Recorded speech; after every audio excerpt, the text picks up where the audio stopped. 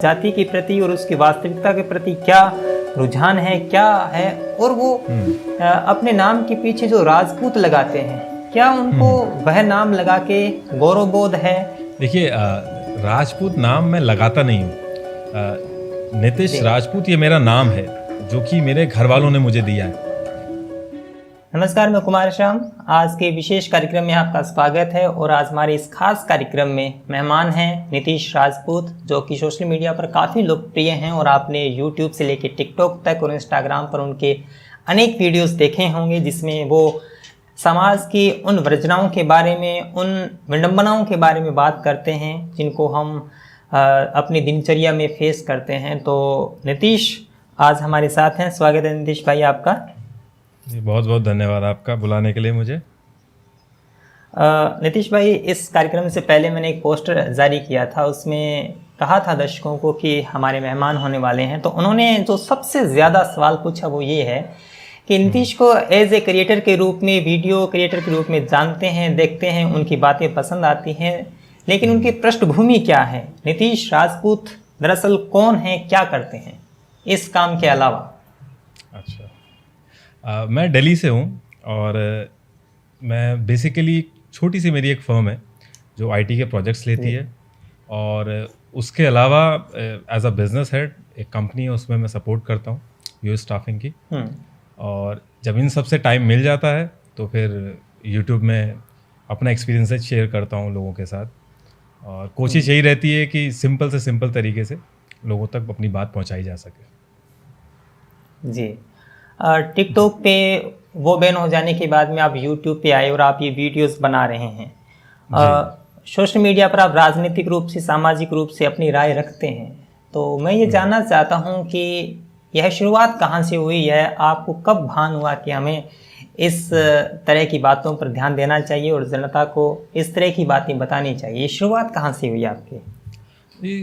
जैसे हर किसी के माइंड में क्वेश्चन होता है। हम लोग जब 4 लोग, दोस्त लोग बैठते हैं या घर में बातें होती हैं, तो वही बेसिकली वही होता है कि आप उसी पॉलिटिकल व्यूज़ अपना रखते हैं। कुछ लोग 4-4 घंटे बहस करते हैं, कोई इस पार्टी से, उस पार्टी से, लेकिन कुछ क्वेश्चन ना हर किसी के सामने कॉमन रहते हैं। मैं हमेशा से सोचता था कि क्रिमिनल क्यों होते हैं पॉलिटिक्स में। जब मैं अपने आसपास भी बात करता था तो यही लगता था, लोग कहते थे क्रिमिनल नहीं होने चाहिए। आप किसी से भी पूछेंगे, मुझे आज तक कोई ऐसा नहीं मिला जो कहे कि क्रिमिनल्स नहीं होने चाहिए, मतलब होने चाहिए। सब यही कहते हैं कि नहीं होने चाहिए। लेकिन अगर वोटिंग सिस्टम है, डेमोक्रेटिक तरीके से हम लोग एक किसी को चुनते हैं और हर किसी की राय ये है कि क्रिमिनल्स नहीं होने चाहिए, तो फिर क्रिमिनल आ क्यों रहे हैं? मतलब थोड़े मोड़े भी नहीं आ रहे हैं, इतने ज़्यादा आ रहे हैं, यह क्वेश्चन हो गया। और सही लोग क्यों नहीं पहुंच पा रहे हैं पॉलिटिकल उसमें? तो ये सारे क्वेश्चंस सबके दिमाग में रहते हैं। मैंने इसमें थोड़ा सा रिसर्च करना चालू करा। ये चीज़ मेरे दिमाग में बहुत ज़्यादा थी। जब मैं रिसर्च कर रहा था तो ऐसी ऐसी चीज़ें सामने आई कि मतलब ऐसा लग रहा था कि बस ये जो जितना उसको और रिसर्च कर रहा था मैं, उतना ज़्यादा मेरे को परेशानी हो रही थी। फिर मुझे ऐसा लगा कि ये जो डिटेल्स हैं, ये मुझे लोगों के साथ भी शेयर करनी चाहिए, जो कि मैंने किया। मेरे दोस्त यार थे, उनके साथ में डिस्कस करता था, और जो भी लोग मिलते थे उनसे डिस्कस करता था। घर में अपने पापा से बात कर ली। एक एनजीओ है आनंद गोप समिति, उसमें जब मैं जाता था, एक पेस्टिसाइड पे काम करता था, उसमें करता था, लेकिन रीच जो है वो लिमिटेड रहती थी। तो मुझे ऐसा लगा एक बार शेयर करके देखते हैं लोगों से भी। और एक तरह से मुझे मज़ा भी आता था, क्योंकि आप जब बहुत ज़्यादा इन्वॉल्व हो जाते हैं प्रोफेशनल करियर में, एक ना एक हॉबी आपकी होती है, तो मुझे वीडियोज़ बनाने में मज़ा आता था। और ये सब डिस्कशन की नॉलेज पहले से ही थी, घर में बातें होती थी, और पहले भी अपना जो स्कूल वगैरह हर जगह पे यही सब बातें होती थी, तो थोड़ा इंटरेस्ट भी था इसमें। फिर वीडियोस बनाना चालू किया। लोग एक्चुअल में एग्री करते थे। लोगों के कमेंट में भी यही कहते कि बस हाँ भाई, आप जो कह रहे हैं यही हम भी सोचते थे, लेकिन इसका सोल्यूशन क्या है? तो सोल्यूशन इसका मुझे यही लगा कि आपको अपनी बात रखनी पड़े, गलत को गलत कहना ही एक सोल्यूशन है, यही इसका सोल्यूशन है। और यहाँ से मेरी जर्नी स्टार्ट हुई। जी जी, बिल्कुल। और आपकी वीडियोस में मैं पाता हूं कि आप सामाजिक रूप से जो कुप्रथाएं हैं या फिर कुछ विडंबनाएं हैं उनके प्रति आप काफ़ी तल्ख हैं, आपकी तीखी राय होती है, चाहे राजनीतिक रूप से देखें, और जी। भ्रष्ट नेताओं और क्रिमिनल नेताओं पर आप जो बेबाकी से बोलते हैं वो भी मैंने अनुभव किया। यही बात मैं समझना चाहता हूँ जिस बात का आप अभी आपने जिक्र किया कि जैसे हमारे यहाँ कहावत प्रचलित है कि जैसा राजा वैसी प्रजा, लेकिन क्या आपको ये लगता नहीं है कि जैसा राजा है वैसी प्रजा हो गई है? क्या नेताओं ने जनता के दिमाग को हैक कर लिया है? यानी क्रिमिनल जा रहे हैं, जनता उनको चुनकर भेज रही है, ये अपने आप में एक विडंबना है। तो कहाँ पाते हैं इसकी रूट आप कि कैसे जा रहे हैं वो अपराधी लोग? अपराधी जा रहे हैं, और ये जो पॉलिटिकल पूरा व्यू है इसमें मैंने एक चीज़ नोटिस की है कि गुटों में डिवाइड किया जाता है, चाहे जाति के नाम पे, चाहे particular right wing left wing, मतलब किसी ना किसी तरीके से दो पार्ट में बांटा जाता है। अब वो दो पार्ट आप खुद सोचिए, जो एक पॉलिटिकल पार्टी है जिससे मुझे 1 रुपया नहीं मिलना है, उस पार्टी को लेके मैं 4-4 घंटे बहस कर रहा हूँ बिना मतलब। ये पॉलिटिकल जितने भी नेता हैं इनकी एक बहुत अच्छी स्किल सेट है, बहुत बड़ी अचीवमेंट है। बिना 1 रुपया लगाए उन्होंने इतने सारे लोगों को अवेलेबल कर दिया उनके लिए लड़ने के लिए। अब करते क्या है वो लोग? गुटों में डिवाइड करते हैं। आप अपने दोस्त यार जो अपने साथ में रह रहे हैं उनसे जा जाके आप 4-4 घंटे बहस कर रहे हैं, जबकि आपको पता है कि जो मेरी पार्टी है, अगर मैं इससे बहस करने की बजाय अगर अपनी पार्टी से बहस करूंगा तो शायद मेरा कुछ फायदा हो जाए, क्योंकि 125 करोड़ लोग हैं और अगर ये एक साथ आवाज उठा देंगे तो कोई भी चीज सही हो जाएगी। कोई नहीं चाहता कि उसके ऊपर कोई क्रिमिनल आके बैठे। अब अगर सब लोगों ने एक साथ आवाज उठा दी तो दिक्कत हो जाएगी। लेकिन बात ये होती है कि वो गुटों में जब डिवाइड हो जाते हैं, और ये नहीं खाली रिलीजन ही, ज़्यादातर रिलीजन रहता है, लेकिन किसी ना किसी वजह से डिवाइडेड रहते हैं। अब कोई अटैक हो रहा है तो उसमें आधे लोग एक तरफ, आधे लोग एक तरफ। अब इनमें होगी बहस, कमेंट सेक्शन में इतने सारे लोग लगे हुए हैं।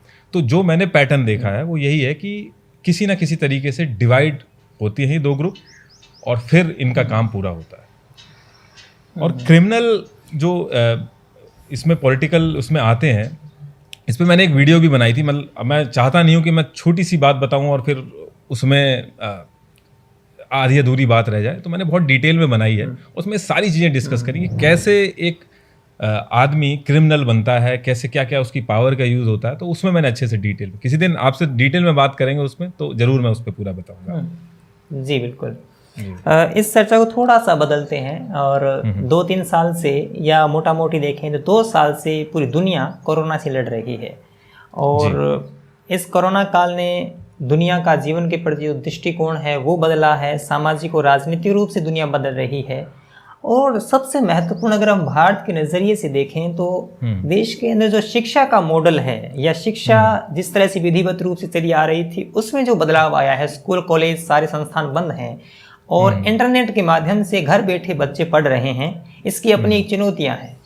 भारत में जो शिक्षा का भविष्य है वो इंटरनेट से जुड़ा हुआ नजर आता है। तो आप कितना प्रभाव मानते हैं, किस तरह से ये शिक्षा के मेथड को बदलेगा इंटरनेट?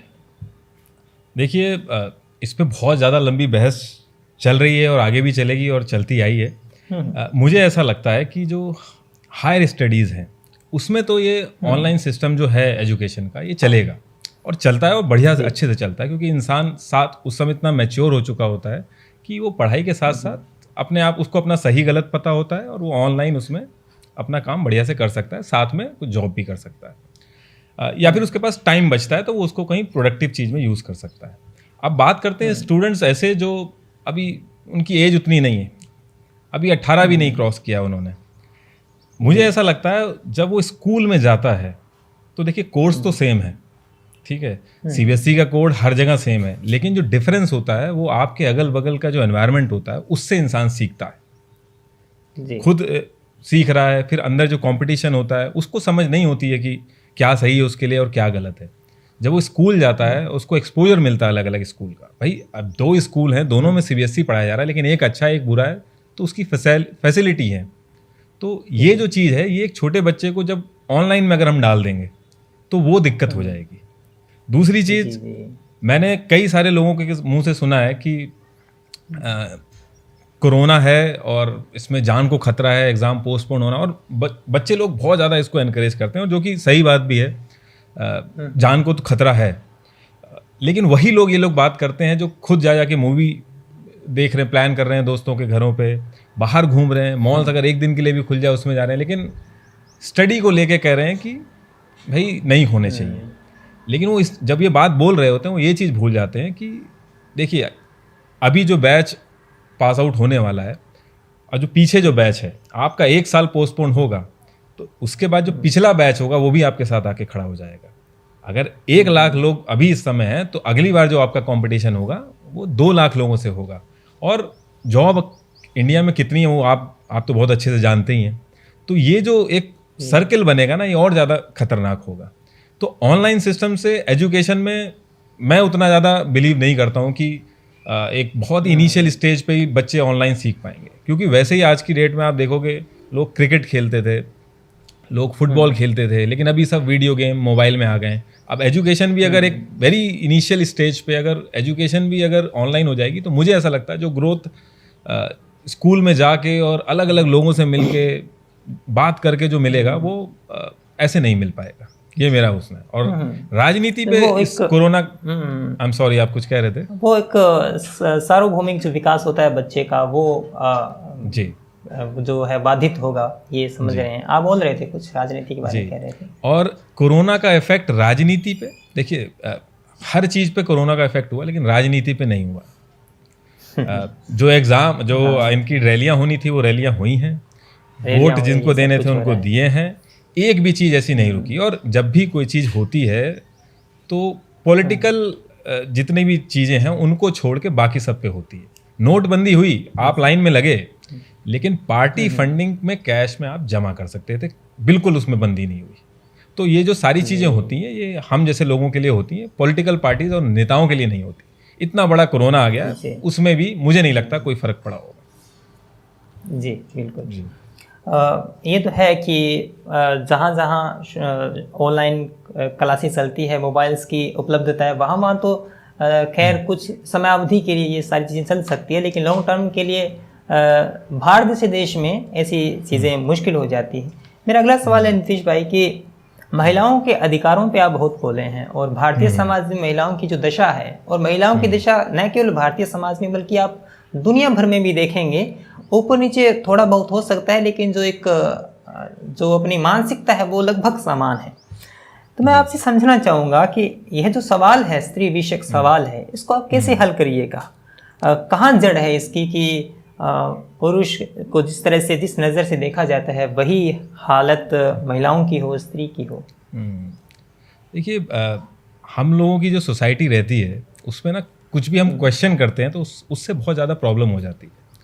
अब मेरे को एक चीज़ ये नहीं समझ में आती कि कोई भी देश है उसका 48% पॉपुलेशन जो है उसको आप घर में रख के कैसे डेवलप कर जाएंगे?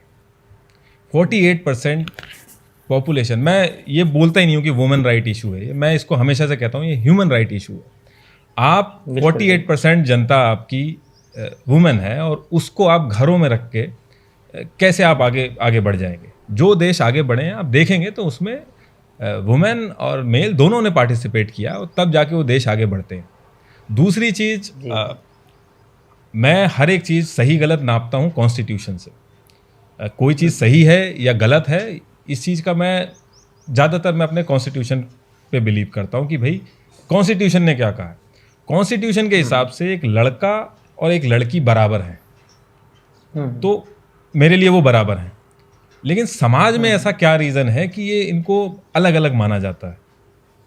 अब ये चीज़ का भी क्वेश्चन ढूंढते ढूंढते मैंने फिर इस पे भी वीडियो बनाई थी एक, और काफ़ी डिटेल्ड वीडियो बनाई थी। लेकिन मेरे पास आज भी क्वेश्चन, उसके जो मेरे क्वेश्चंस हैं उनका सोल्यूशन मिलता नहीं। कुछ लोगों ने अपने फ़ायदे के लिए, हो सकता है वो इस समय कब्र में होंगे, वो बना के रूल्स रेगुलेशन चले गए अपने फ़ायदे के लिए। भैया लड़कियां अंदर रहेंगी, ठीक है, वो वीपी नहीं बन सकती, कार नहीं चला सकती, छोटे कपड़े नहीं पहनेंगी, या जो भी है अलग अलग चीज़ें हैं। क्यों नहीं पहनेंगी, रीज़न किसी के पास नहीं। 5 बजे के बाद अंदर रहना है, क्यों रहना है पता नहीं। तो ये, हाँ ऑब्वियसली अब अब जब इस तरीके का माहौल बनता है जब घरों में, तो फिर लड़की के लिए थोड़ी दिक्कत हो जाती है।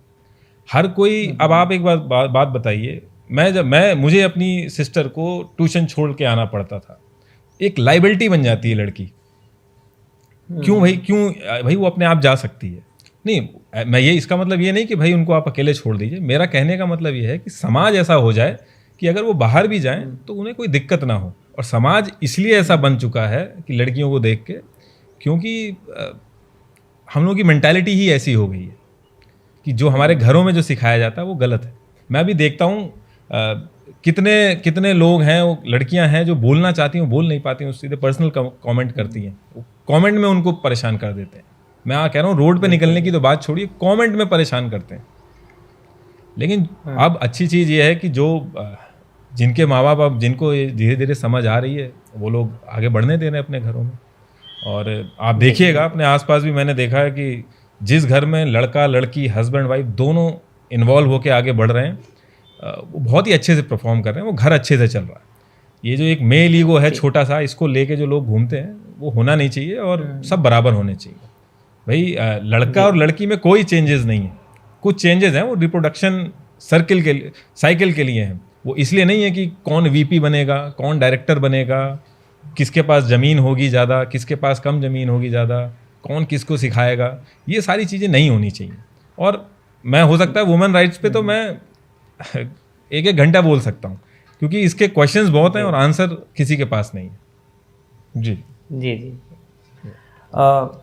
देश के अंदर एक जाति है और वो जाति ही नहीं है, यह एक सवाल बहुत महत्वपूर्ण है। और जब आपका इंटरव्यू जब प्रस्तावित हुआ और लोगों के सामने मैंने रखी है बात, तो सबसे ज़्यादा आपके सरनेम को लेकर लोगों ने इंगित किया कि श्याम भाई, ये सवाल तो आप ज़रूर पूछिएगा कि नीतीश भाई का जाति के प्रति और उसकी वास्तविकता के प्रति क्या रुझान है, क्या है, और वो अपने नाम के पीछे जो राजपूत लगाते हैं, क्या उनको वह नाम लगा के गौरवबोध है? क्या उन्हें, हालांकि वो अपने मन से न मानते हों भले ही, लेकिन क्या उन्हें इस सरनेम की वजह से प्रत्यक्ष अप्रत्यक्ष रूप से कभी कोई फायदा हुआ राजपूत सरनेम से? देखिए, राजपूत नाम मैं लगाता नहीं हूँ। नीतीश राजपूत ये मेरा नाम है, जो कि मेरे घर वालों ने मुझे दिया है। अब मैं अगर खाली नीतीश लिखता हूँ तो उससे मुझे प्रॉब्लम होती है कि आपके कई सारे ऐसे फॉर्म होते हैं, आप नहीं पूरा भर सकते, ऑनलाइन में आप आगे भी नहीं बढ़ सकते। अब मतलब मैं राजपूत केवल पहचान के रूप में राजपूत है, केवल पहचान को सुव्यवस्थित करने के लिए है। जी, मैं आ रहा हूँ, उसी पे आ रहा हूँ। तो ये जो नाम, पहली बात तो ये मैं खुद नहीं लगाता हूँ, ये राजपूत एक नाम है, ठीक है ना, ये मेरे घर वालों ने मुझे दिया है। नीतीश, अब मैं खाली नीतीश अगर कितनी जगह पे यूज़ करूँगा, वो पॉसिबल नहीं है मेरे लिए। आप कितने फॉर्म ऐसे भरते हैं, इसमें आगे भी नहीं बढ़ पाते हैं। और रही बात राजपूत लिखने पे प्राउड होना कि मैं जट का पुत्र हूँ, या मैं जाट हूँ, या मैं खान का पठान का बच्चा हूँ, बहुत ही स्टूपिड है ये। क्यों है स्टूपिड? मैं मतलब जिस चीज़ के लिए आपने कोई कुछ किया ही नहीं है, जो आपकी स्किल सेट नहीं है, मतलब ऐसा नहीं है कि ये चीज़ आपसे कुछ, मतलब आप बस वहाँ पैदा हो गए, आपका नाम है, लास्ट नेम है ये आपका, इस चीज़ पे किस बात का प्राउड होगा, मुझे तो नहीं समझ में आता क्या प्राउड है। हाँ, कोई अगर इनकेपेबल है तो वो बोल सकता है। आप कभी भी देखिएगा, कोई केपेबल आदमी को मैंने नहीं सुना जो सक्सेसफुल है वो ये बोले कि मैं ये हूँ, मैं इसका हूँ, मैं, हाँ मजाक में चलता है, हम लोग भी बोल देते हैं अरे भाई ऐसे नहीं ऐसे, लेकिन एक्चुअल में मैंने तो कोई ऐसा देखा नहीं कि जो सक्सेसफुल है जो इस तरीके की हरकत करे। और ये इसको हटाऊंगा अगर मैं, मान लीजिए मैं नीतीश इंडियन कर दूं, नीतीश हिंदुस्तानी कर दूं, पहली चीज़ तो ये नाम है, इससे हमें बचना नहीं है। जब हम ऐसा काम करेंगे ना, जब इससे बचेंगे, इसके बारे में बात नहीं करेंगे, इसका नाम छुपाने लग जाएंगे, ऐसा नहीं होना चाहिए। इससे हमें बचना नहीं है, इसको फेस करना है। और अब धीरे धीरे माहौल चेंज हो रहा है। मेरे को ये चीज़ कब रियलाइज़ हुई लाइफ में, मैं बहुत सपोर्टर था, मैं कहता था कि सैलरी के बेसिस पे जो रिजर्वेशन होने चाहिए, बहुत ही अच्छी बात है, इससे हर कोई एग्री करता है, लेकिन हमारे पास फ्रेमवर्क नहीं है जो इस चीज़ को डिसाइड कर सके। क्योंकि आप देखेंगे अभी कोरोना नेगेटिव की रिपोर्ट 500-500 रुपये में फर्जी मिल रही थी, तो हमारे इंडिया में ऐसा फ्रेमवर्क नहीं है जो ये डिसाइड कर पाएगा। पहली चीज़, जब आपके पास फ्रेमवर्क नहीं होता है तो फिर आपको होती है दिक्कत। मैं जितने भी लोग ये देख रहे हैं, मैं उनसे एक चीज़ कहूँगा कि आप जहाँ भी रहते हैं, कहीं भी रहते हैं आप इंडिया में, आप अपने घर से बाहर निकलिए। जो झाड़ू लगाने वाले हैं, जो सफाई कर रहे हैं, जो जितने भी काम हैं, जो सफाई वाले या वैसे, आप 15 लोगों के पास जाइए और उनसे उनकी कास्ट पूछिए। आपको समझ में आ जाएगा, आप कितना भी बचेंगे ना, आपको समझ में आ जाएगा कि ये चीज़ है। अभी भी उस चीज़ से हम लोग नहीं निकल पाए हैं। हम कितनी भी बड़ी बड़ी बहस कर लेंगे, जब आप जाएंगे उन 15 लोगों से पूछेंगे कि आपकी कास्ट क्या है, तो आपको पता चल जाएगा कि अभी कौन ऊपर है, किसको रिजर्वेशन मिलना चाहिए और किसको नहीं मिलना चाहिए। रिजर्वेशन ऐसा नहीं है कि बिल्कुल उसको नेग्लेक्ट कर देना चाहिए, और बहुत डिबेट होती है उस पर। वो मैं इतने शॉर्ट में नहीं बोल के उसको ख़त्म करना चाहूँगा। उस पर भी एक वीडियो बनाने का प्लान है मेरा, मैं उसको भी बनाऊँगा वीडियो। तो जब मैंने ये 10-15 लोगों से जब जाके पूछा तो मुझे समझ में आया। और जिस दिन मैं जाऊँगा अपने कहीं घर के नीचे और उनसे पूछूंगा, और उसमें हो सकता है कोई अपर कास्ट भी हो, सारी कास्ट हो, या कोई स्पेसिफिक कास्ट ही ना हो उसमें, उस दिन मैं समझ जाऊंगा इंडिया से रिजर्वेशन चला गया।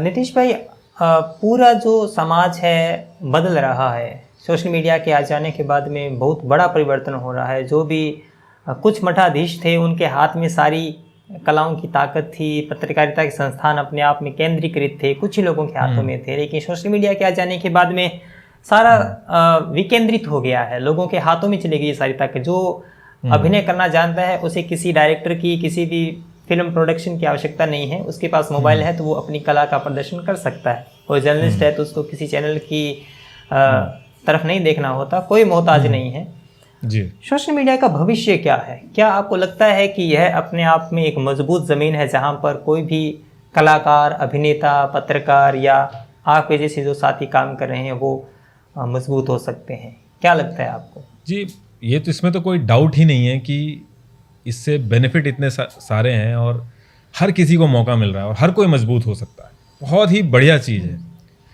अब रही बात इसके फ्यूचर की, तो ये इसका फ्यूचर जो है, लोग बहुत सारे कमेंट कर रहे हैं कि अब यही फ्यूचर है सारा कुछ, लेकिन मुझे ऐसा लगता है कि इसका फ्यूचर डिसाइड होगा तब कि गवर्नमेंट इस सोशल नेटवर्किंग साइट्स को कंट्रोल कर पाती है कि नहीं।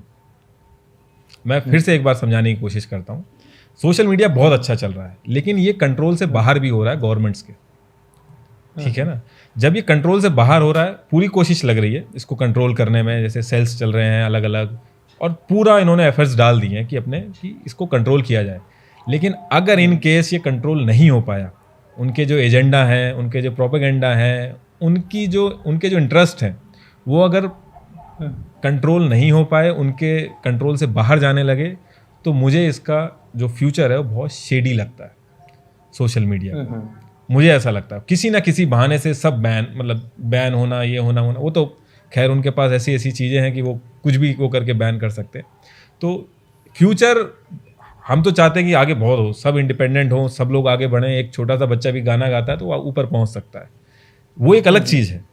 लेकिन इसका फ्यूचर क्या होगा वो डिसाइड होगा कि ये कंट्रोल में आता है कि नहीं आता। और आप देखेंगे अभी जो बजट आते हैं, जो ये अलग अलग पॉलिटिकल पार्टीज़ के बजट आते हैं, सोशल मीडिया पे सबसे ज़्यादा पैसा खर्च हो रहा है। तो ये इंडिकेशन है कि ये इसको बहुत सीरियसली ले रहे हैं, और अगर ये कंट्रोल हो गया तो बहुत अच्छी बात है, वरना तो इसका जो फ्यूचर है वो बहुत शेडी है। जी जी। आप वीडियो बनाते हैं नीतीश जी, तो क्या प्रक्रिया रहती है आपकी? कैसे आप इकट्ठा करते हैं आपके सारे फैक्ट्स हैं, और चाहे आपने टिकटॉक पे बनाए, चाहे आप यूट्यूब पर बना रहे हैं, क्या प्रक्रिया रहती है आपकी? देखिए, मुझे ऐसा लगता है कि कोई भी वीडियो बनाता है, प्रोसेस सबका सेम ही रहता है। आपको नॉलेज चाहिए होती है, वो एक ही तरीका है। गूगल पे आप सर्च करते हैं, आपको जो भी पता करना होता है वो आपको मिल जाता है, ठीक है ना।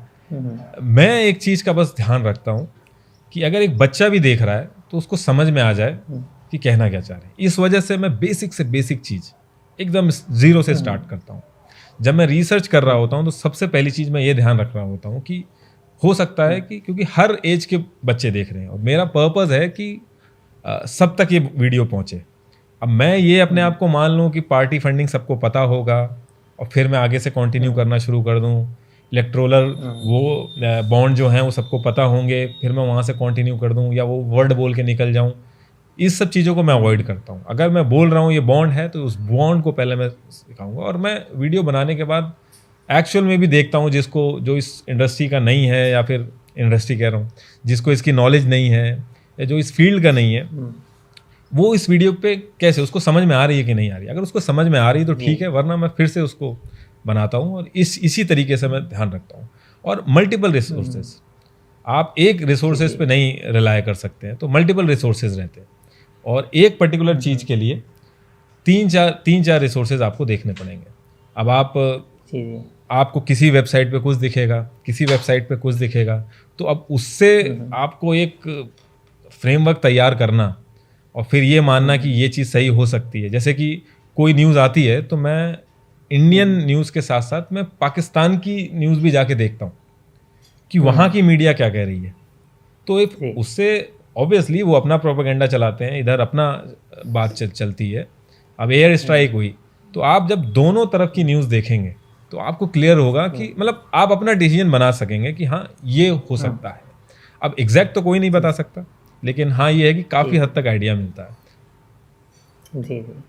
और सोशल मीडिया की सबसे बड़ी चुनौती यही है कि सूचनाएं, दुष्प्रचार, सारी चीज़ें एक जगह है, तो ये बहुत मुश्किल हो जाता है कि कौन सी विश्वसनीय है और कौन सी प्रोपेगेंडा से निहित चीज़ें हैं।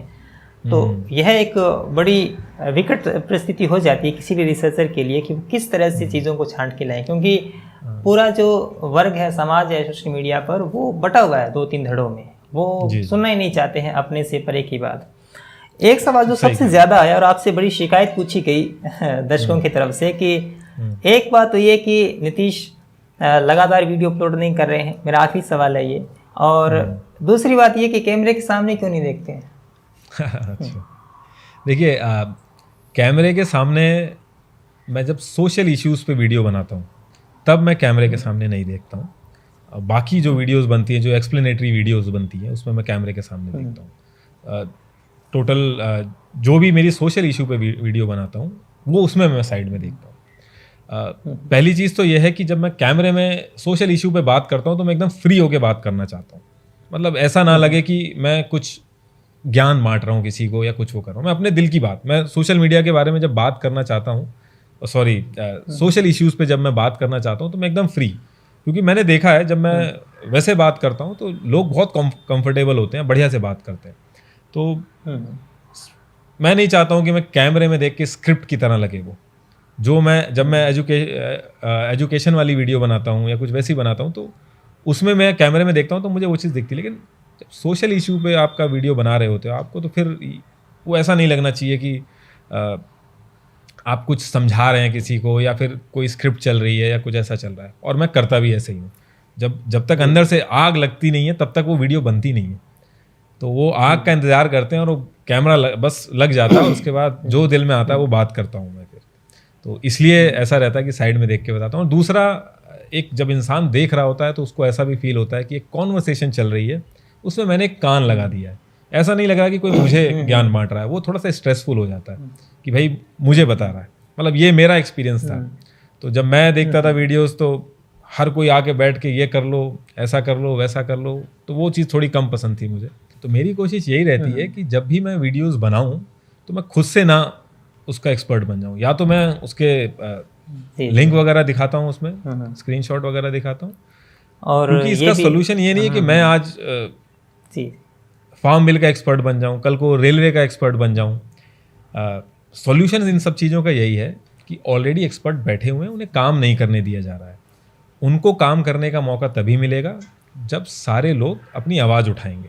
आप 4 फोटो डाल रहे हैं, एक अपनी राय रख दीजिए किसी बिल पे, एक अपना वो रख दीजिए। ये आपको अपने जो रेगुलर लाइफ है उससे कुछ नहीं करना है। सोशल मीडिया आ गया, अब आपको अपनी बात रखने का पूरा फ्रीडम मिल रही है, तो उसमें आपको बात रखनी चाहिए। उससे प्रेशर बनता है, मुझे ऐसा लगता है। जी जी जी। नीतीश भाई, आपने हमें वक्त दिया और हमारी अच्छी लंबी चर्चा हुई जी। तो बड़ी शानदार बातें कही, और उम्मीद करता हूँ कि दर्शकों को आपकी बात पसंद आएगी और आपकी वीडियोस को लगातार देखेंगे, ऐसी मेरी उम्मीद है। बहुत बहुत शुक्रिया, आप हमसे जुड़े। बहुत बहुत धन्यवाद आपका, थैंक यू वेरी मच। जी शुक्रिया। सब्सक्राइब कीजिए कुमार शाम यूट्यूब चैनल को और बेल आइकन भी दबाना न भूलें।